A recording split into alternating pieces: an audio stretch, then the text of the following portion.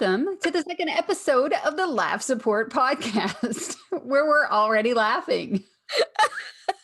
All right, what, I don't even know if I can stop that. Okay, we're gonna try again. It doesn't matter. What did I do? Just keep going. Okay. Shh. Ready? Shh. Welcome to the second episode of the Laugh Support Podcast, presented by the Hot Breath Network, a podcast that offers encouragement and support to the clean comedy community. I am June Colson, here with my already laughing friend, Michele VanDusen. What has you so tickled, Michele? Hey, I don't know. The way you first introduced, it was just like, and you're running through your lines. Okay, da da da, and then hey, welcome to you're like the volume changed. You got to know how to turn it on and turn it off, Michele. That's a real professional thing I just did. Well, good job. Good job. Yeah, professional. We are definitely not professionals in the technology department, but we did get through our very first episode. I'm not sure that we've gotten through the editing of it yet, but no, that's a disaster. Yes. Yeah. So I think editing means I'm supposed to break it down smaller, but I was actually cutting clips and just making it longer. So now our first 25-minute episode, it runs in a loop of about 6.5 hours. So and it's available for $19.99. You can order yours today. First we could do a world record, right? We could go for the world record of the world's longest single episode, very first podcast by two women over 45 years old with dogs. One happens to be a blonde. Yes, one. Yeah, we're doing it. We're killing it here. But that was fun. It was fun to do the first episode where we kind of broke down why we're doing this podcast. Why are we doing this podcast, Michele? Yeah. Well, first I want to thank our 3 viewers, our 3 listeners. Really appreciate you guys. All the feedback was fantastic. So thank you. Yeah, my mom and my dad and your husband. That was great. No, actually, my husband to listen next time. Yeah, no, my husband didn't listen. He's like, oh, okay, good for you. But the dog just kind of, our voices just basically put her to sleep. She just laid there enjoying every moment. Canines count. We count canines in our viewership and listenership. So the first episode, we talked about how we wanted to have a podcast that was supportive, maybe offered some advice, tell some stories from the road, and just, to have some laughs and have a good time. So we talked about our friendship, how we actually became friends through comedy, and how supportive that you have been to me. So now I want to find out more about you, Michele. So tell us about Michele VanDusen and her start in comedy. I'm 5'4", love long walks on the beach. It's not true. There's no way you're 5'4". I know. 5'2" at the most. At the most. I feel like you're, and that's a stretch. That would be a stretch because I'm only 5 foot. Boom.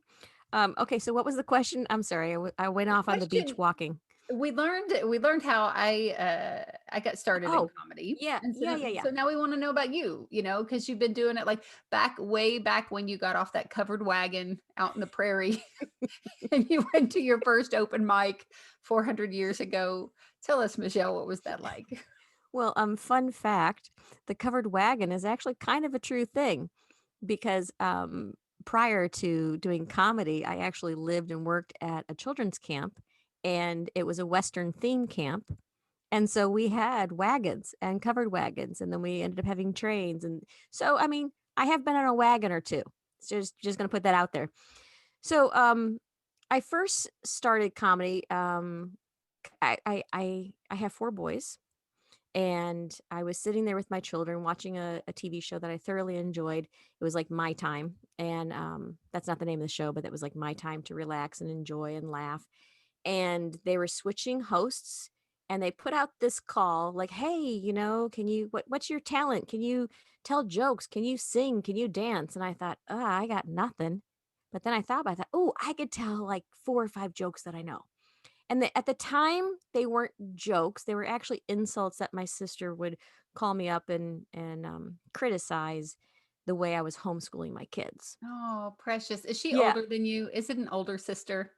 she is. She is. She's an Because I older have an sister. older sister, and I'm not going to say her name, Bobby Joe, but she does, you know, she would offer those kind of insults and criticisms to me growing up, but it just Yeah. made us a bigger person, It just Yeah. okay, at least me a bigger person.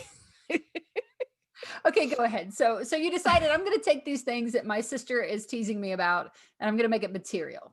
Yeah, yeah, because I come from a very funny family, very, very funny. It's just everybody there. The sense of humor is well, it's hilarious, but we all have different types of humor.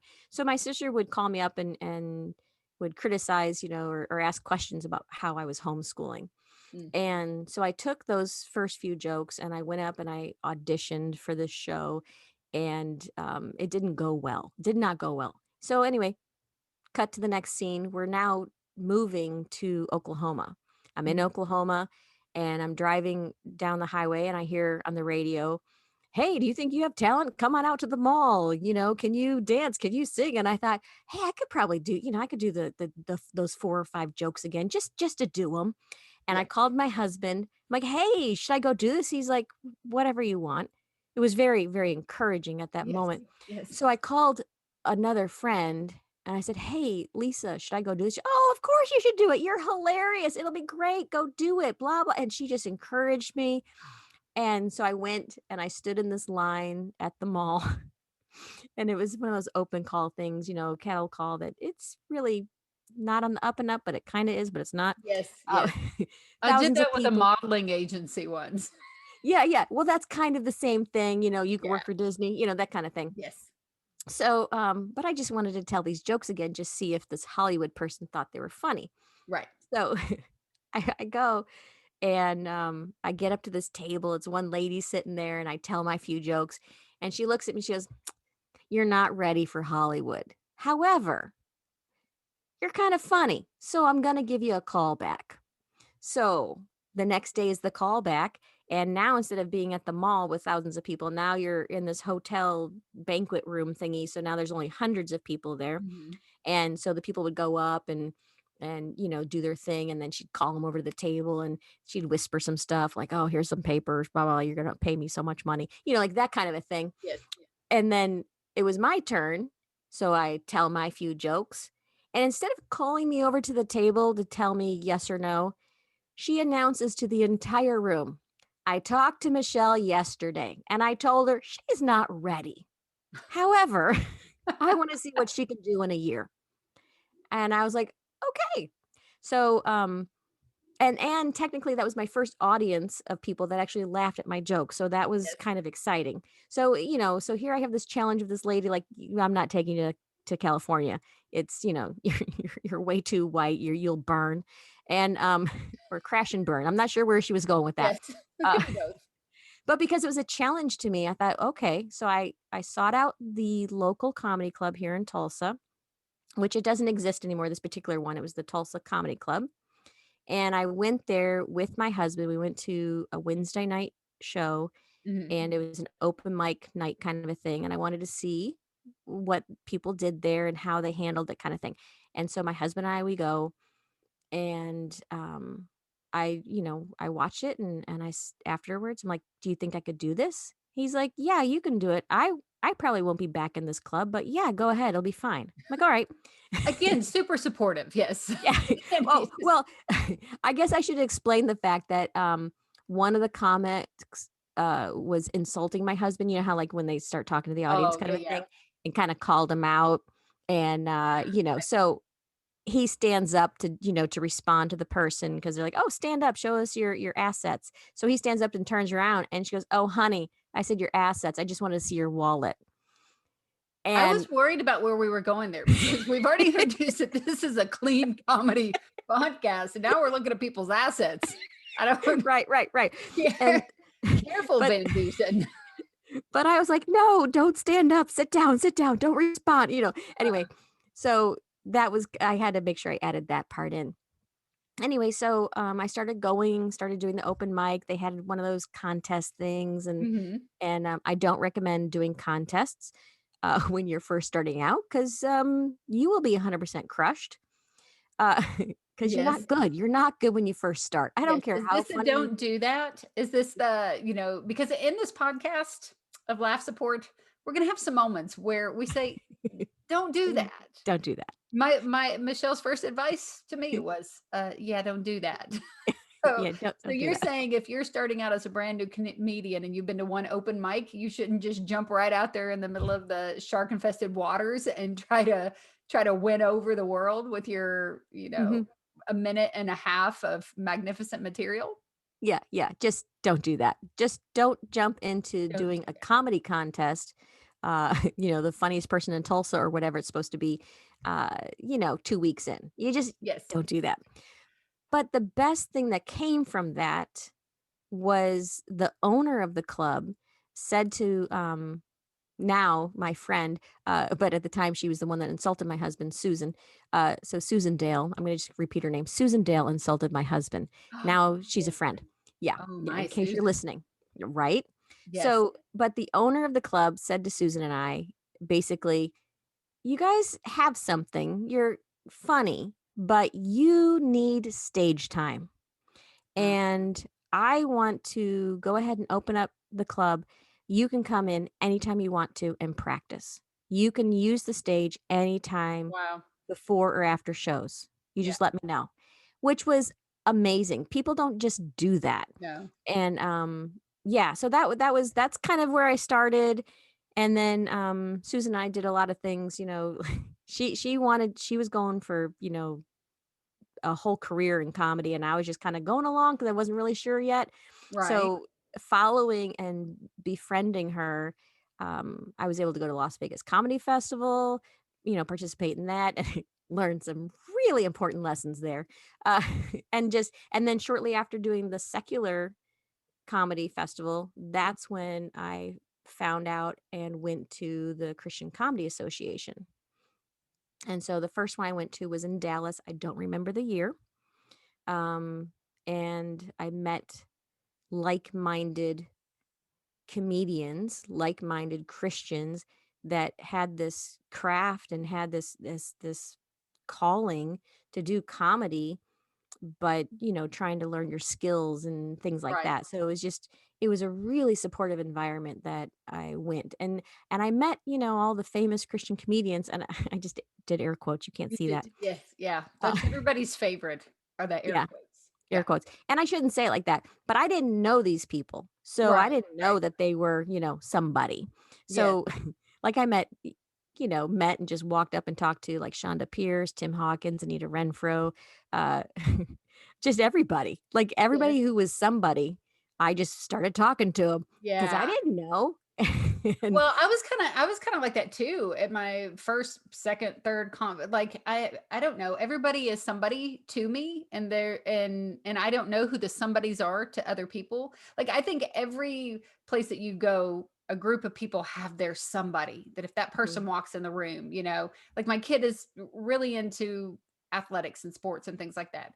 So if a certain football player walked in the room, he's going to be like, "Oh my gosh, that's," but that person, I don't know who they are, like, yeah. whatever. And I was that way too. Every once in a while I'll be talking to somebody and apparently they were a somebody, but I didn't know.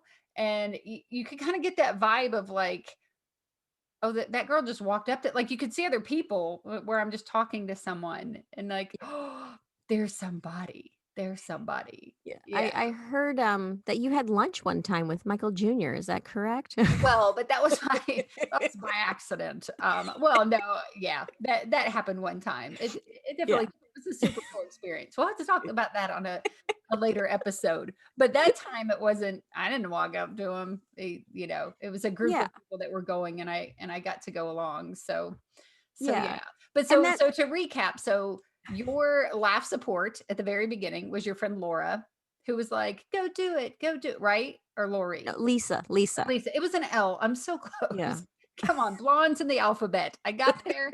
It was Lisa, Laura, Lori, and Rodana, Santa, Dana. Say it. You say it. Rosanna Dana. There So it there's is. little tiny sweat ball hanging off her no. Yes. So the girl with the letter L was your laugh support. Yeah. and then you go to the mall, and you're saying that that doesn't get people straight to Hollywood when they hear somebody on the radio go, "Hey, if you've got talent, come on down. We're gonna Yeah. launch your career." Like, that's not how all the famous people started? No, no, they want you to buy their seminars and their Yes. webinars, Yes. and they want you to put down a bunch of money, and But and then you went from there to a comedy club where some lady wanted to look at your husband's assets, and that became your new comedy best friend. yes, Yes. absolutely. And Yeah, then and from we there you went to Las Vegas, and then from Las Vegas you went, "I'm going to a Christian Comedy Association." What did you do in Vegas that made you want to repent and join the Christian comedy community? I didn't have to repent. I was already a Christian. Um, no, it was so the Las Vegas Comedy Festival was really informative. A Yes. lot of business information, tips on getting agents, which was way out of anybody. 95% of the people there didn't need to know information about agents Right. because they weren't ready. And the ones that were ready actually had some. So, Right. and it was more of a showcase for them at the time. And so, we had opportunity to do stage time and rub elbows with the who's who of comedy at the time.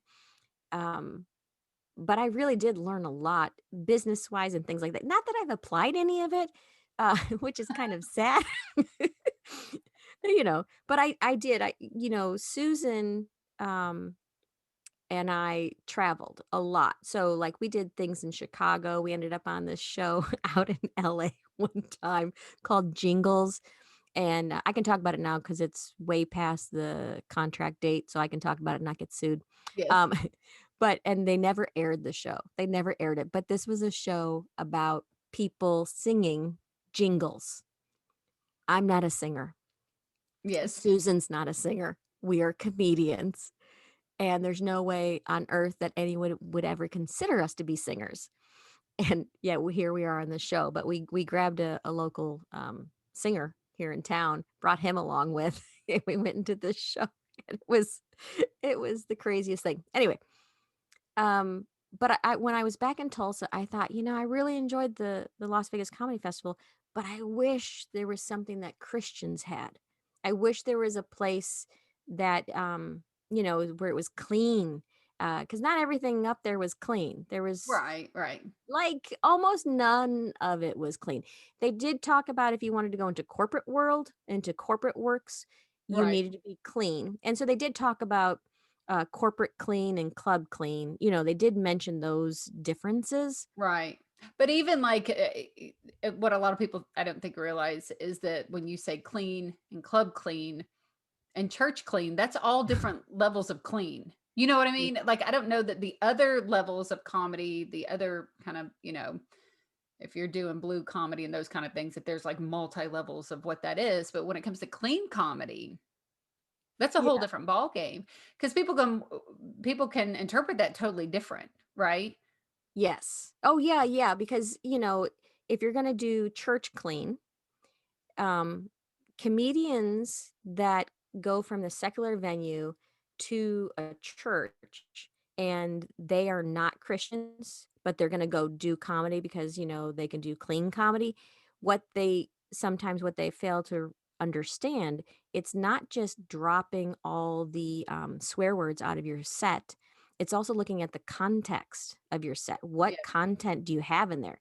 If you're talking about, marital relations outside of marriage, the church world is not going to be they're not going to be laughing with you.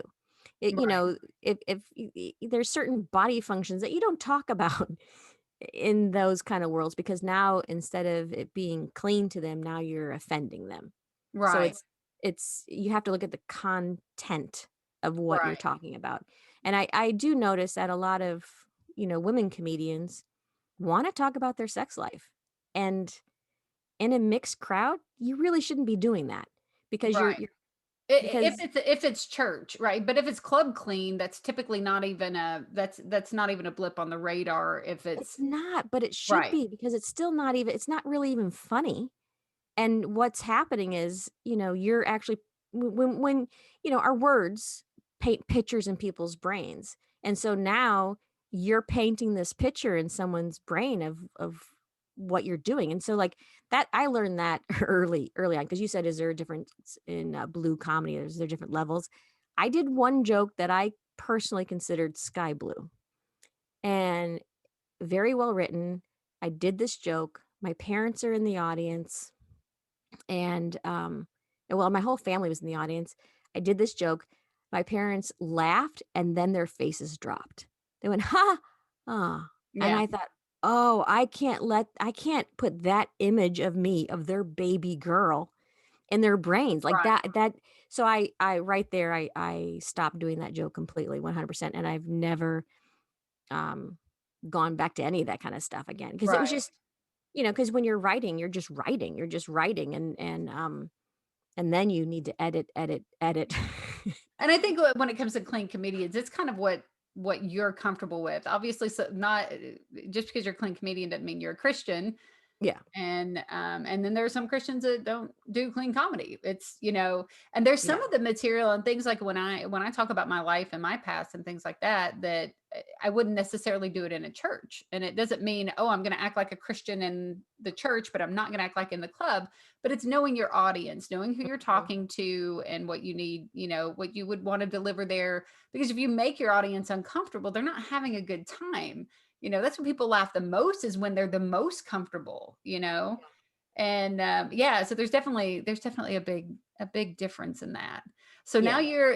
you're a part of the CCA. You're hanging Mhm. around these people that are, the it people in that group, because everybody has their kind of people who have the higher, at least, level of Mhm. success. Doesn't necessarily mean they're better than anyone else in the room. They just have been more successful in their craft, Yeah. right? So now you're there, and what are you learning while you join that association? I learned that I knew nothing. Yes. That was first and foremost, like, I knew nothing, and stage time was really important, and, but at the same time, if you're gonna be touring and traveling, it was the first couple of years, it was really about balance. You have to balance your faith life, and you have to balance your, family life, and you have to balance your working life, and you gotta make sure there's a good merge, Mhm. and Yeah. because I, was going and going and going, one day I stopped and I looked at my children and I'm like, I am doing a lot of traveling and I'm missing out actually raising my kids, and I can't do this anymore. So I actually paused the momentum that I was having, Right. and I stopped touring, I stopped everything, and I just started focusing on my kids. And so I actually started working at the school, and but I missed comedy. I missed doing fun things, and so I started an all school writing program where kids would write in jokes and we would read them over the intercom, and then that developed into, I had an after school comedy club, and Oh, fun. so yeah, so like that's how it naturally happened. And then Right, I and started. you're writing a book with that now, right? Yeah, yeah. That information, that curriculum. So that's exciting. As you develop that, we'll definitely have to talk about that more, because Yeah. I'm super excited about that. I worked in an elementary school, and the principal at our school did a joke of the day every morning. And that was my Mhm. favorite time in the morning. I would stand really quiet, and it would just be a corny, cheesy joke that came from a kid's joke book. And he would read it, and I would be really quiet and listen down the hallways as you would hear the little classrooms and the giggles, and the teacher who laughs at all the corny jokes. You would hear her ha ha ha, Yeah. down the hallway. That was my favorite. Comedy can creep into all kinds of places. It doesn't just have to be stand up. You were working in a career that you were helping kids learn how to write and share laughter. That Yeah. was super cool. Yeah, and we did a lot of assemblies, and it was really fun. And I know we're almost practically out of time, um, right now, so maybe throughout as we do our podcast that, these little bits of our life story and the things that we've learned on the road and along the way, we'll you're doing jazz hands. Uh, we'll hit these as we continue our podcast, because I know that our three listeners really want to hear these things, and hopefully, they'll get a friend and they'll grab another friend, and then so on and so. Oh Yeah. wait, that was a hair commercial. Uh, Is it grabbing yeah, it people's was. hair or what? You're Yeah, yeah. Remember the? Oh wait, I'm older than you. Never mind. Okay. Okay. We won't talk about age on this podcast. It's none of your business. It's none of your business. But here's the deal. Here's the deal, Pickles. We don't I've been doing comedy, just started Why like are you calling me Pickles? you're a little sweet pickle. You're just my little sweet pickle, Michelle. But we're not experts. We're not, which is No. maybe why you might want to listen to us. One, because you might not be an expert either, and you're learning with us, or you might just be, a turd nugget who wants to listen and talk about how much smarter you are than us. We don't care. Go right ahead. There you Just go. don't message me about it. I don't honestly. I don't need anyone to tell me how goofy and uneducated I am. It might be the only information I do know. I'm here for you. I'll let you know. Because you, Michele VanDusen, are my laugh support. Well, listen, it was great getting to know a little bit more about you on our episode numero 2. Look at that. We've made it through 2 of these. Dose. And let's make a goal to do at least 2 more. Okay. Oh, and I'm hoping that we could actually edit these things. Maybe one day we might even have a theme song. Like that would be so much We're fun, gonna get right? it's gonna happen. Have a It's little gonna theme happen. song and so we may even put things in the show notes. I've heard that that's a What? thing. I know when you said you were like, "Hey, June, we could just write. We'll add it in the show notes." And I'm like, "The what? The Yeah, how? Where the?" Even when someone goes, "Hey, I'm going to add this in my show notes," I've never been able to find those notes. yeah, It's a that secret. It must be invisible ink because I'm not. no. No, show notes are the things that are posted below the episode. So like when you go on YouTube to listen to our podcast or wherever you're going to be listening to podcasts, everywhere, anywhere, there'll be like a little description thing and then we can add like notes in there. So Yes. like if we talk about a particular comedian, we think, "Hey, you guys should go listen to this guy. He's hilarious." We could add his So name is it down. different than the comments? It's The show well, notes different than comments? Because I it was comes like, you just put it in the comment. no, it comes before the A different comments. thing. Oh my People goodness. comment, On we the add next episode, Michelle explains to you the difference between a note and a comment. I'm telling you, you're going to get advice that you don't get anywhere else. We're just spitting the knowledge right now. You're Okay, welcome. so I told you last episode, I always like to end when I talk to people just to let them know that Jesus and Junebug loves you. Yeah. And I felt like you should have something similar. And so I tried it last week. I'm going to try one more time, Michelle. I really Okay. think you should say, "Lil Michelle and the Messiah tell you to take it higher." Yeah, still not gonna do that. I'm not doing it. All right, fine then. This has been the second episode of Laugh Support. I'm so glad you listened with us. I'm June Colson. And I'm Michele VanDusen. Goodbye, Bye. y'all.